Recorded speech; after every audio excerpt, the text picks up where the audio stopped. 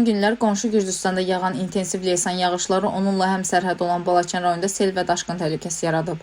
Bölgə TV xəbər verir ki, rayonun Şərif kəndində təsərrüfatlara sel suları zərər vurub. Mənbəyini qonşu ölkədən götürən İnter çayda suyun səviyyəsi artıb.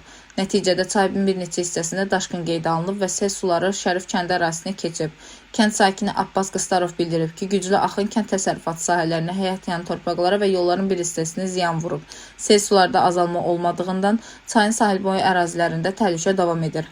Fövqəladə halların qarşısını almaq məqsədi ilə Balakən Su Meliorasiya Sistemlərinin İstismar İdarəsinin ağır texnika və işçi qüvvəsi əraziyə cəlb olunub. Çayda sahib bərkitmə işləri aparılır və axının istiqaməti nəzarətə götürülür. Baş mühəndis İlkin Aslanovun sözlərinə görə əsas məqsəd daşqının daha böyük fəsadlara yol açmasının qarşısını almaqdır.